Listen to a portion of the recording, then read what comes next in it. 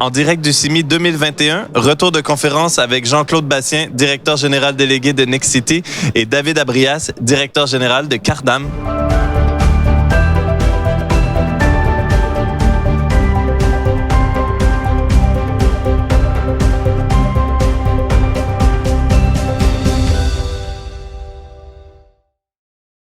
Jean-Claude Bastien, David Abrias, bienvenue et merci d'avoir accepté notre invitation. Bonjour. Bonjour, merci. Vous sortez tout juste d'une conférence dans le cadre du CIMI intitulée « À quelle échelle faut-il penser la mixité ?» Le concept de la ville du quart d'heure en ce moment interroge les acteurs de la Fabrique de la ville. Quelle solution immobilière justement la Fabrique de la ville peut-elle proposer en matière de mixité d'usage? Je commence peut-être avec M. Bastien. Voilà. Le concept de ville du quart d'heure a eu une belle vie médiatique, donc grand bien lui fasse. Ce que ça dit en vrai un désir de centralité en milieu urbain. Voilà ce que ça dit en vrai. Ce que les utilisateurs finaux, le citoyen, les habitants de la ville souhaitent derrière tout cela, c'est d'avoir une facilité de vie, d'avoir apporté de mobilité douce, tout ce qui permet de vivre, c'est-à-dire travailler, se loger, consommer, et sans avoir à faire 1h30 de transport pour l'un ou l'autre des usages. Oui. Monsieur Abrias. Oui, alors Pierre Desproges, j'avais l'habitude de faire un résumé du spectacle à la fin pour ceux qui s'étaient endormis, donc je ne vais pas revenir sur l'intégralité de la conférence. Mais effectivement, dans cette notion de mixité, on pense fondamentalement que la mixité est un moyen et non pas une fin, et donc ça nécessite de s'interroger sur ce que tu disais, Jean-Claude, sur aujourd'hui comment est-ce qu'on réinvente un vivre ensemble, comment est-ce qu'on réinvente une qualité d'usage, et pour ne plus avoir besoin de parler de mixité, que ça devienne une configuration urbaine qui réponde à ces questionnements d'accès à des services, d'accéder facilement à des mobilités, pour remédier aux problèmes d'aujourd'hui qui sont des problèmes de congestion, des problèmes de gentrification, des problèmes de flux. Voilà, en fait, on répare une ville qui a été abîmée par des années d'urbanisme qu'on estime un peu obsolète. D'accord. Justement, en termes de mixité, il y a quand même beaucoup de produits qui émergent, des produits mixtes, qui allient plusieurs fonctions immobilières.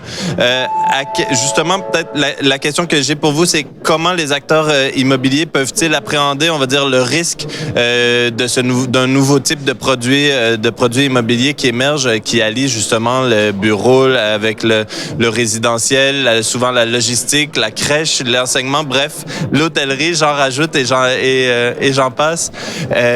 Comment justement est-ce que les acteurs de l'immobilier appréhendent le risque d'un type de produit comme celui-là? Moi, je vois spontanément deux sujets importants. Un sujet en amont, qui est un sujet qui concerne les investisseurs, qui est de régler un problème qui est celui de quasiment un problème comptable pour eux, parce que très souvent, leurs fonds sont dédiés à certains produits. Alors, si on veut une vraie mixité d'usage, c'est-à-dire des lieux qui dialoguent entre eux, vraiment, ouais. Il y a certains sujets qu'il faut partager. Partager certains volumes, partager certains espaces, et donc ça oblige à repenser un peu la façon de comptabiliser tout ça. Donc c'est très bête de parler de comptabilité, mais lorsqu'on a un fonds d'investissement avec des fonds dédiés, c'est un sujet qui compte. Ça, c'est le premier sujet en amont. En aval, poser des objets les uns à côté des autres à destination différente, ça le fait, mais ça le fait à minima. Pour que ça le fasse bien, il faut que ces objets soient animés. Il faut qu'il y ait une animation de ces destinations pour que leur fonctionnalité soit vraiment accessible à tous de manière fluide. D'accord. Et j'allais dans ce sens-là. En fait, nous, on a tendance, nous architectes, on lâche un bâtiment à sa livraison. C'est-à-dire pour nous, il est fini.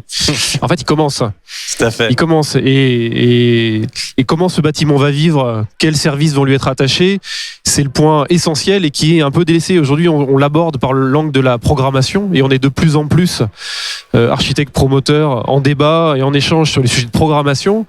Mais ça devrait pas vraiment être à nous de faire ça. Et je pense qu'il y a un nouveau métier à inventer qui s'invente d'ailleurs, qui s'appelle la maîtrise d'usage, qui traite de ce sujet-là, de comment est-ce qu'on capte des attentes et des besoins et comment est-ce qu'on crée une harmonie au final avec les lieux, les services et les usages qu'on va venir apporter dans la ville. Et ça, c'est pas du tout quelque chose de figé. C'est quelque chose qui doit vivre à la fois en étant animé et aussi en étant régulièrement réinterrogé.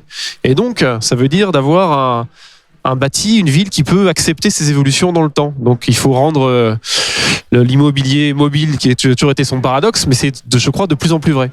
D'accord. On risque de redécouvrir un métier qui s'est un peu galvaudé, celui de design. Parce qu'à l'origine, le design, c'était quoi? C'était de penser des objets, des espaces en fonction de leur destination et de leurs usages. C'est devenu la fabrication de gadgets. Mais là, on va redécouvrir cette fonction dont on parle, qui est quelque part entre nous deux. D'accord. Et donc, justement, vous y faisiez mention un peu plus tôt, la mixité, elle se joue à plusieurs échelles, à plusieurs niveaux, depuis l'immeuble jusqu'au quartier, jusqu'à la ville. Comment les collectivités locales, comment les acteurs publics, les aménageurs peuvent-ils accompagner les acteurs immobiliers pour favoriser une plus grande mixité locale d'un point de vue immobilier, quartier, ville? Alors, il y a des sujets qui sont des sujets amont que tu évoqueras certainement, qui est le sujet, par exemple, du PLU. Ça, je te laisserai évoquer ce point-là. Il faut qu'effectivement là-dessus, ça nous facilite la vie quand même. Et moi, côté promoteur, il y a quelque chose qui est très compliqué. Quand on parle un projet mixte, on s'inscrit dans la durée. C'est des programmes qui sont longs à sortir. On peut pas avoir des PLU qui évoluent en fonction de du changement d'élu. Il faut quelque part de l'intangibilité à un moment. Une fois qu'un PLU est voté, il faut qu'il soit là et qu'il soit là pour la durée. Ça, c'est un premier point. Le deuxième point, encore une fois, en aval, l'équipement urbain. Au premier rang de l'équipement urbain, le transport, la mobilité, qu'elle soit douce ou pas. Parce que c'est ce qui fait qu'on accède vite et simplement à un endroit. Et si la communauté là ne réfléchit pas à ça en même temps, on va avoir un problème après. D'accord. Oui, alors tu évoquais les sujets de PLU. C'est sûr que tout ce qui régit aujourd'hui la réflexion amont autour de nos projets va devoir évoluer. On a dans les mots valises à la mode, on a l'agilité, on a la résilience, en plus de la mixité. S'il y a quelque chose qu'aujourd'hui une réglementation urbaine n'est pas, c'est sans doute agile et résiliente. En tout cas, pas suffisamment. Alors, c'est pas un sujet simple, c'est pas un sujet simple à traiter, mais je crois qu'il y a vraiment une articulation à réinventer dans le dialogue avec les collectivités locales sur ce qu'on évoquait, sur la captation de ces besoins et sur la capacité à la fois de les traduire dans une réalité immobilière pertinente à court terme. Et là, on a des accélérations de cycle à mener, et aussi de pouvoir inscrire ça dans une durabilité et pas être sur du bâtiment jetable. C'est un des enjeux, je pense, primordial de la ville qu'on est en train de construire, c'est qu'il faut que cette ville, elle soit dans sa configuration bâtie pour durer et pas bâtie pour être démolie et reconstruite à court terme.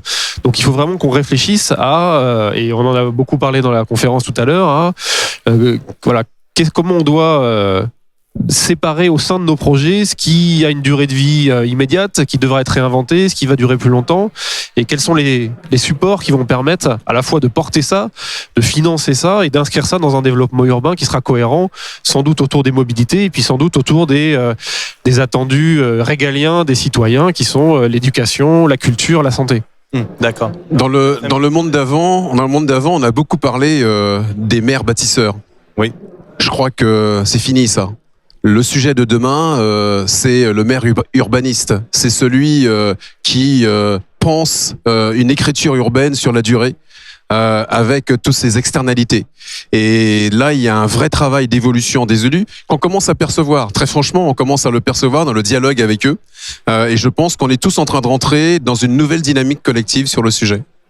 Oui, et c'est un phénomène qui est quand même assez récent, parce que ce concept de ville de mixité urbaine, ça a été entre guillemets inventé et formalisé en 94 lors des conférences des villes durables européennes au Danemark. Donc c'est à l'échelle de la ville, c'est extrêmement récent. À l'échelle de mandats électoraux, ça fait pas beaucoup de mandats.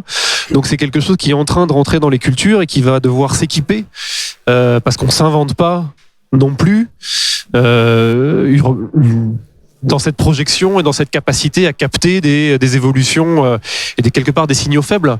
Donc voilà, c'est en train de se mettre en place. Il y a beaucoup de choses à faire. Encore des paradigmes à changer, j'imagine. Encore des paradigmes à changer et puis des choses qui sont lourdes parce que c'est du ressort de la réglementation, de la loi, en plus d'être de celui de la culture. Mais je crois que la culture est déjà en train d'évoluer et c'est la base. Hein, c'est la base de toutes les évolutions. C'est que cette transition s'amorce dans les esprits. Parfait. Merci beaucoup, messieurs. Quoique, monsieur Bassier, je crois que vous aviez un truc. Non, pour rebondir juste, parfait. C'est qu'à partir du moment où on parle mixité d'usage, c'est qu'on doit être à l'écoute de la demande des utilisateurs finaux. Et donc, c'est ce qui fait qu'en fait, nous tous, nous sommes en train d'évoluer à peu près dans la même direction. Parfait. Malheureusement, c'est maintenant tout le temps que nous avons, mais je vous remercie beaucoup pour la qualité de vos échanges, pour votre expertise et votre éclairage. Et puis, je vous remercie à tous et toutes d'avoir été avec nous. À demain pour le Simi Live by BITV.